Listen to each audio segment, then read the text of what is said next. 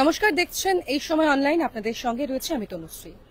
কলকাতায় মেছুয়া বাজারে হোটেলে যে অগ্নিকাণ্ডের ঘটনা ঘটে তারপর কলকাতা পুরসভার তরফ থেকে তড়িঘড়ি সিদ্ধান্ত নেওয়া হয় যে ছাদের উপর রেস্তোরাঁ অর্থাৎ রুফটপ রেস্তোরাঁ বন্ধ করে দিতে হবে, এবং সেই সিদ্ধান্তের পর রীতিমতো সমস্যায় পড়েন কলকাতার কয়েকশো রেস্তোরাঁ মালিক, এবং তারপরই তারা হাইকোর্টের দ্বারস্থ হওয়ার সিদ্ধান্ত নেন। এবং তারা যেমনটা জানা যায় যে বিচারপতি গৌরাঙ্গ কান্তের যে সিঙ্গেল বেঞ্চ তার সেখানে আবেদন জানানো হয় এবং সেই মামলা আবেদনের অনুমতি দেন বিচারপতি, এবং তার সেই মামলারই আজ কিন্তু শুনানি ছিল। আমি এই বিষয়ে বিস্তারিত কথা বলবো।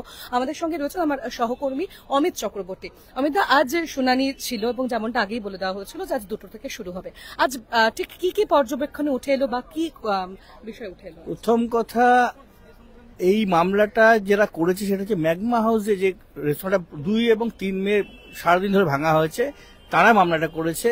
তাদের বক্তব্য হচ্ছে যে রুফটপ রেস্তোরাঁ তো আমরা নতুন করিনি। প্রথম কথা হচ্ছে এর যাবতীয় অনুমোদন রয়েছে, ফায়ারের লাইসেন্স, ট্রেড লাইসেন্স, ইলেকট্রিসিটি, যা যা দরকার হয় সব অনুমতি নেওয়া হয়ে রয়েছে। এবং পুরসভা যদি এটা পলিসি ডিসিশন হয় যে আমরা শহরে কোনো রুফটপ রেস্তোরাঁ রাখবো না, তাহলে সেই পলিসি ডিসিশন সেটা এক জিনিস, তার জন্য যারা করে রয়েছে তাদেরকে সময় দিতে হবে, কিন্তু সেটা করা হয়নি। পুরসভার কোনো বোর্ড মিটিং এ সিদ্ধান্ত হয়নি এখনো পর্যন্ত। আমরা তারা বলছেন যে আমরা জানি বোর্ড মিটিং এ কোনো সিদ্ধান্ত হয়নি যে আমরা রাখবো না, পলিসি ডিসিশন। হঠাৎ করে তাদের মনে হলো যে আমরা রুফটপ রেস্তোরাঁ ভাঙবো বলে রাতারাতি ভেঙে দেবো, এইটা করা যায় না। ফলে এটাকে স্টে করার জন্য তার আবেদন করেন।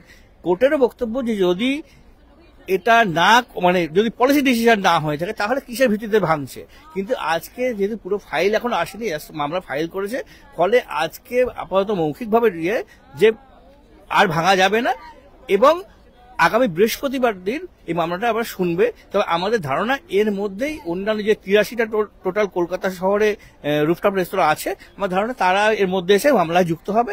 ফলে মূল যে জায়গাটা এসে দাঁড়াচ্ছে যে কোনো অনুমতি না থাকলে এক জিনিস, এখানে দেখা যাচ্ছে সব অনুমতি রয়েছে, কোনো লিখিত সিদ্ধান্ত পুরসভা পলিসি ডিসিশন হয়নি, তারপরেও এইভাবে ভাঙাটা কিন্তু এটা কিন্তু একটা কঠোর সমালোচনার জায়গায় চলে যাচ্ছে।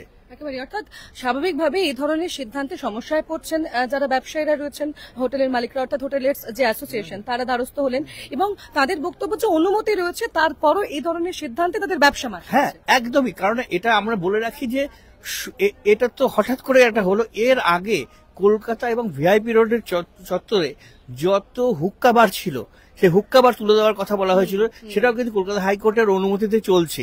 ডান্স বার, সেগুলো কিন্তু কলকাতা হাইকোর্টের অনুমতিতে চলছে, সেগুলো দীর্ঘ মামলা হয়েছে, দীর্ঘদিন ধরে হয়েছে, সেগুলো তো প্রসেসে। কিন্তু এই ক্ষেত্রে কিন্তু পুরসভাই অনুমতি দিয়েছে, পুরসভার অনুমতি নিয়ে, ফায়ারের অনুমতি নিয়ে তারা করছে। তাহলে হঠাৎ করে একটা বিল্ডিং, একটা হোটেলে আগুন লাগলো বলে দুম করে সব এক্ষুনি ভেঙে দেওয়া হবে, এই যে প্রসেসটা, এবং সব মৌখিক কোনো লিখিত সিদ্ধান্ত হয়নি, অন্তত আইনজীবীরা যা বলছেন মামলাকারীদের, তাহলে হঠাৎ করে এরকম একটা সিদ্ধান্ত কি করে হয়? পুলিশ এসে ভেঙে দিচ্ছে, পুরসভার লোকরা এসে দমদম ভাঙচুর শুরু করে দিচ্ছে।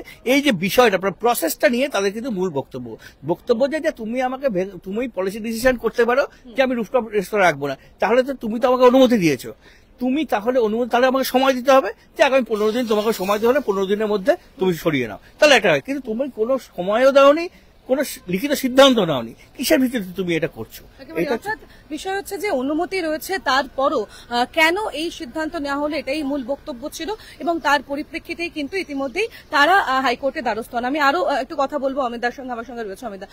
এই যে হোটেলার্স অ্যাসোসিয়েশনের তরফ থেকে হাইকোর্টে দ্বারস্থ হওয়া হলো, এর পাশাপাশি তো ব্যক্তিগত বেশ কিছু বোধহয় মামলা ছিল। ব্যক্তিগতভাবে এই যে ম্যাগমা হাউসে যে হোটেলটা প্রথম ভাঙা শুরু হয়েছে, তারাই আজকে এসছে। অন্যান্য আমরা যেটু কথা বলি যে অন্যান্য গুলো তারা একটা সংগঠিত করে মামলাটা ফাইল করবে, তারা কোনো ফাইল করেনি। আগামী দিনে আজকে যা কোর্ট ওই জন্য লিখিত কোনো অর্ডার দেয়নি, মৌখিক অর্ডার হয়েছে। আগামী দিনে এই সব মামলাগুলো ট্যাগ করে একসঙ্গে আগামী বৃহস্পতিবার মামলা শুনানি হবে বলে আমরা আশা করছি। আমরা জানি যে তাহলে কি আপাতত রুফটপ রেস্টুরেন্ট গুলো ভাঙা যাবে না? দেখো, মৌখিক যে অর্ডার দিচ্ছে, একটি মামলা পরিপ্রেক্ষিতে কিন্তু অর্ডার দিয়েছে, ফলে অন্যগুলো কিন্তু মামলা এখনো আসেনি।